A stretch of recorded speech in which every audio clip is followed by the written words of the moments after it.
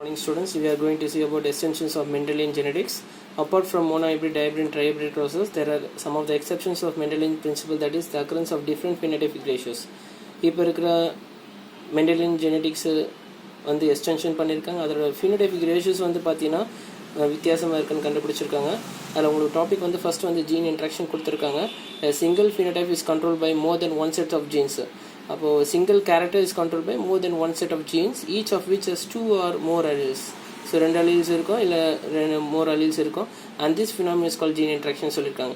ஆனால் மெண்டலோட கேரக்டர் நீங்கள் ஏற்கனவே பார்த்துருப்பீங்க. மெண்டலின் experiments prove that single gene controls only one character. இங்கே என்ன சொல்லியிருக்காங்கன்னா gene interaction more than one sets of gene சொல்லியிருக்காங்க.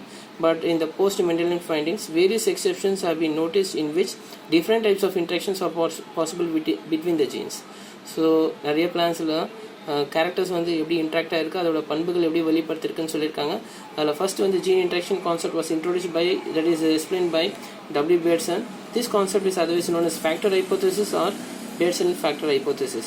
According to Bateson factor hypothesis, gene interaction can be classified into two types. One is intrageneric gene interactions or intra-allelic, or otherwise allelic interactions or intra-locus interactions. Locus means where the gene is located in the chromosome is called locus. And intergeneric interactions, interallelic interactions, non-allelic interactions and interlocus interactions. So இதில் வந்து ஒரு explanations உங்களுக்கு கொடுத்துருக்கேன். இது வந்து explanations வந்து intra generic interaction சொல்லும்போது பார்த்தீங்கன்னா உங்களுக்கு வந்து that is 2 alleles in the same locus. Intrageneric interactionsனா the alleles which is present in the same locus. இங்கே இருக்க குரோமோசோமில் குரோமேட்டிட்ஸில் 2 alleles சேம் லோக்கஸில் இருக்குது. These 2 alleles interact with each other. So these one alleles interact with each other is called as intrageneric interactions.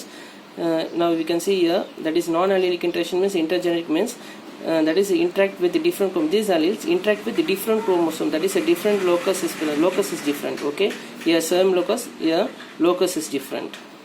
So this we call as intrageneric and intergeneric. We can see now how the intrageneric interactions in different examples. So what is intergeneric? I already explained you. The interaction takes place between the alleles of same genes, the alleles at the same locus.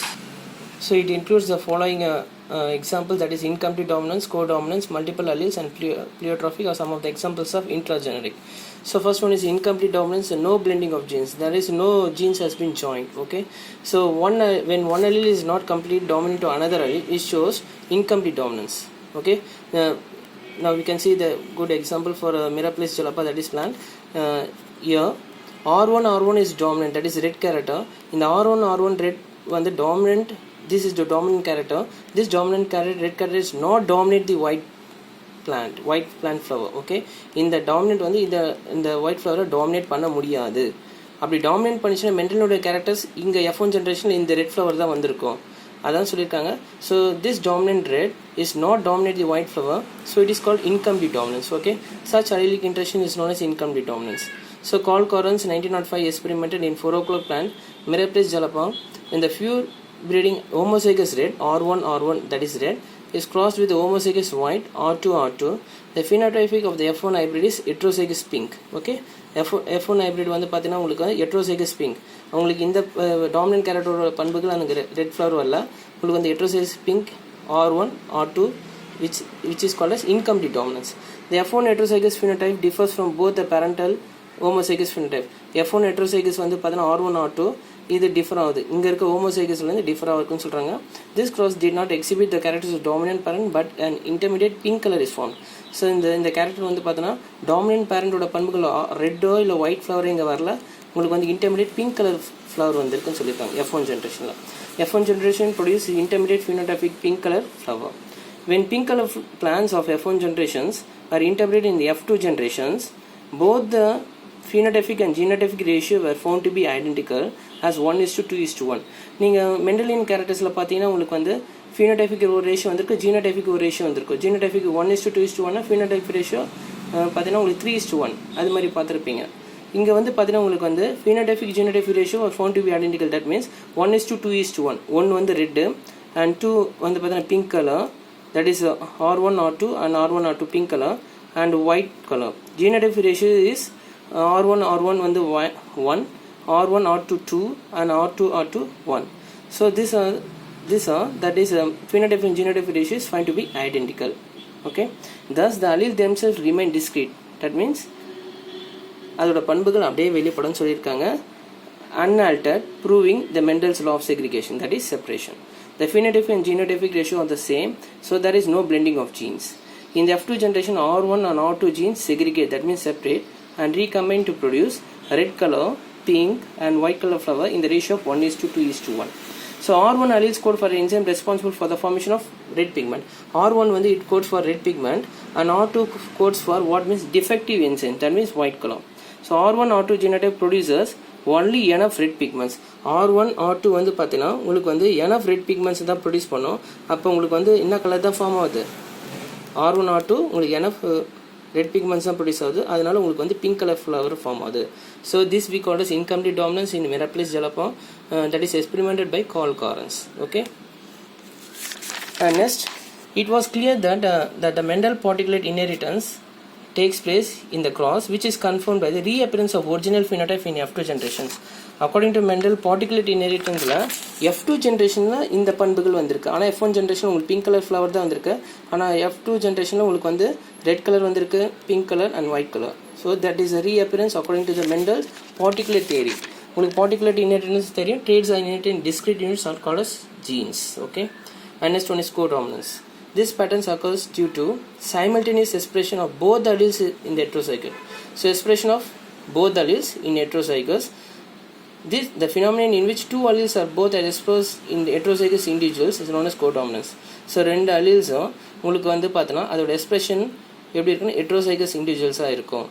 Okay, example red and white flowers are camellia, inherited sickle cell of hemoglobin and ABA blood group system in human beings. Red and white flower of camellia சொல்லும்போது பார்த்தீங்கன்னா உங்களுக்கு ஒரு இங்கே example கொடுத்துருக்கேன். For example homozygous genotype red flower R and W வந்து white flower.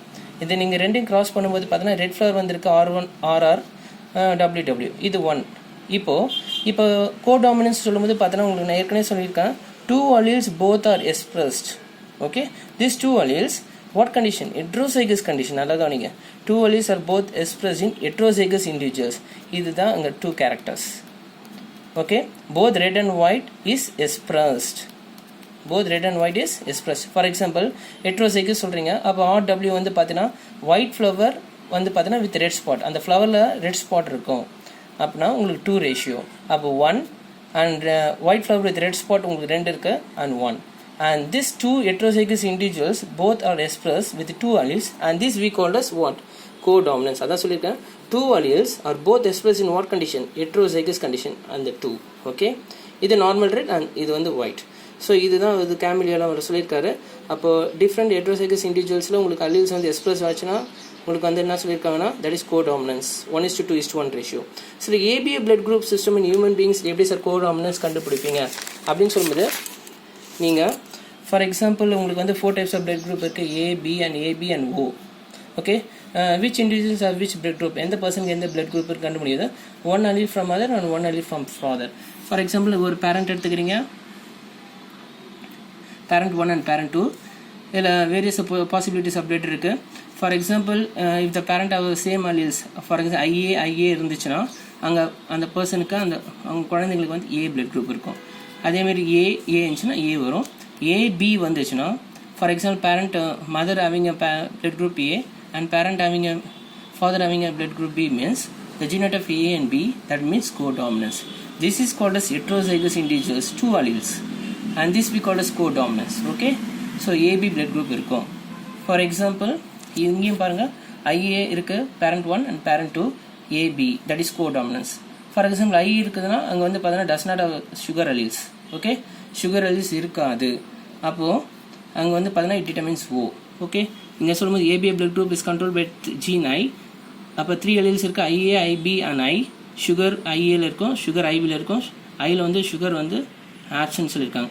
So இதில் 2 possibilities தான் ஒரு பர்சனுக்கு இருக்கும்.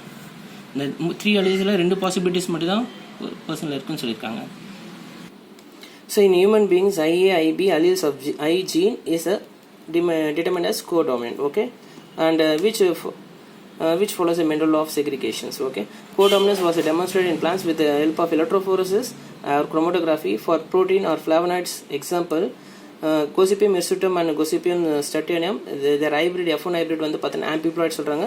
இது வந்து எதுக்காக இந்த ரெண்டு பிளான்ட்னா cotton plant Gossypium hirsutum Gossypium statianum வந்து காட்டன் பிளான்ட்ஸு. இது எதுக்காக இந்த எலக்ட்ரோஃபோரேசிஸ் குரோமட்டோகிராஃபி வச்சு டெஸ்ட் பண்ணுறாங்க for test for seed proteins. And the seed bands தெரியும், different types of bands. Both the bands have different patterns, banding patterns of the seed proteins. Band pattern சொல்லும்போது for example இங்கே உங்களுக்கு கொடுத்துருக்கேன் பாரு, உங்களுக்கு cotton banding pants வந்து குளோபிலின்ஸ் அல்புமின்ஸ் சில ப்ரோட்டீன்ஸ்லாம் இருக்கும். Both proteins types R similar to the parents. இந்த ரெண்டு ப்ரோட்டீன்ஸ் வந்து பேரண்ட்ஸோட சிமிலர் தான் இருக்கும். இந்த மாதிரி உங்களுக்கு பேண்ட்ஸ் தெரியும், டிஃப்ரெண்ட் டைப்ஸ் ஆஃப் பேண்ட்ஸ் தெரியும் அந்த பிளான்ட். ரெண்டு Gossypium hirsutum Gossypium statianum வந்து கிராஸ் பண்ணும்போது உங்களுக்கு இந்த மாதிரி பேண்ட்ஸ் வந்து ப்ரோட்டீன் பேண்ட்ஸ் வரும். அப்போ குளோபிலின்ஸ் எவ்வளோ இருக்குது, அல்புமின்ஸோட ப்ரோட்டீன்ஸ் அந்த பிளான்ஸ் எப்படி இருக்குன்னு சொல்லிட்டு ஈஸியாக ஐடென்டிஃபை பண்ணலாம் with help of electrophoresis or chromatography. Okay, this is another method how the codominance is present, that is with the parent of parent 1 and parent 2. Okay, both the parents are different banding patterns of their seed proteins, for their seed proteins. In hybrids additive banding proteins கூட இருக்குன்னு சொல்லியிருக்காங்க. Hybrid பண்ண பிளான்ஸில் அதிகமான banding proteins கூட இருக்குன்னு சொல்லியிருக்காங்க. Their hybrid shows the presence of both the types of proteins similar to their parents. Okay, and next one is what is the conclusion of codominance. So நீங்கள் கோடாமின்னு சொன்னீங்க, ஹெட்ரோசைகஸ் கண்டிஷன்ஸில் இருக்குன்னு சொல்கிறீங்க. Both alleles are express in heterozygous individual சொல்லியிருக்காங்க. அந்த ratio வந்து 1:2:1 ரேஷியோன்னு சொல்கிறீங்க. So what is the result அப்படின்னு சொல்லும்போது heterozygous genotype give rise to phenotype distinctly. The external appearance is separated distinctly different from either of the homozygous conditions. Homozygous conditionலேருந்து அந்த heterozygous individuals வந்து அந்த external appearance it's separately we can identify the characters. Next one is F1 heterozygotes produce F2 progeny in a phenotypic and genotypic ratio of 1:2:1. அப்போ F1 heterozygotes வந்து பார்த்தீங்கன்னா heterozygous individuals both the phenotypic and genotypic ratio வந்து பார்த்தீங்கன்னா progeny வந்து 1:2:1 ரேஷியோவில் உங்களுக்கு codominance ratio இருக்குன்னு சொல்லியிருக்காங்க. தேங்க்யூ.